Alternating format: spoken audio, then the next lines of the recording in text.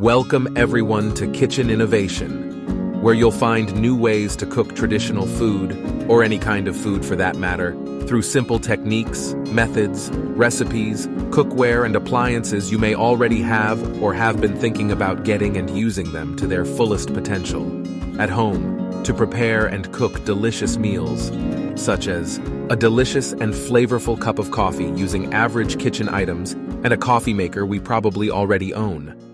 This method is designed as an alternative to expensive coffee machines while adding quality, strength, and flavor to our next cup of coffee.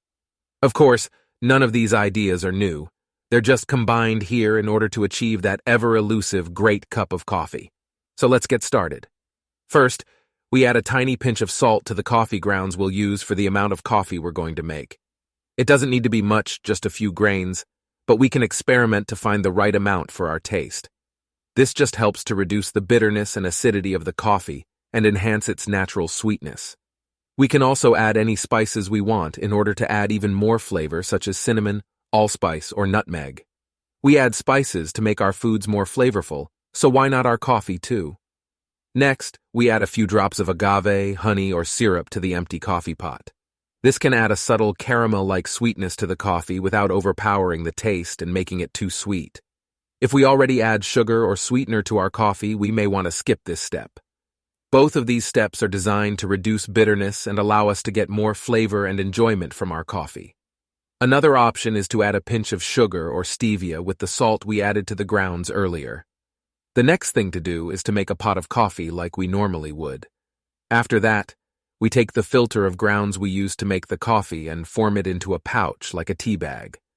Fresh grounds can also be used if we're somewhere that we can't use the original grounds, such as at work or visiting someone's home.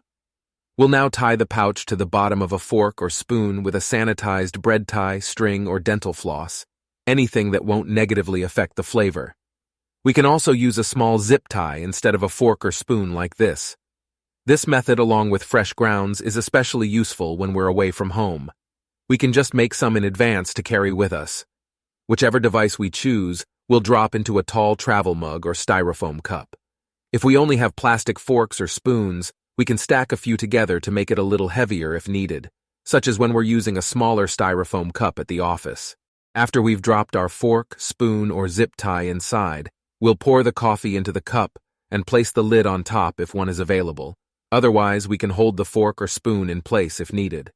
We can also stir it around and take it out after it's steeped enough, but keeping it in will help the flavors stay locked in, as the pouch will stay submerged at the bottom of the cup, continuing to steep and making the coffee bolder as we drink. We'll just have to make sure the spoon or fork doesn't block the opening of the lid, preventing us from taking a healthy sip.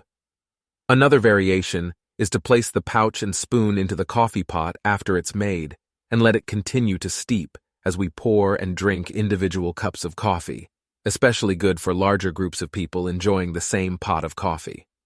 All of these steps combined reduce bitterness and add a bolder flavor to the coffee.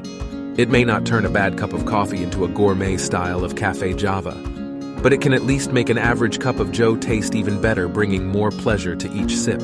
However, whenever or wherever we choose to drink it. If you enjoyed this video, please like and subscribe and stay tuned for more Kitchen Innovation.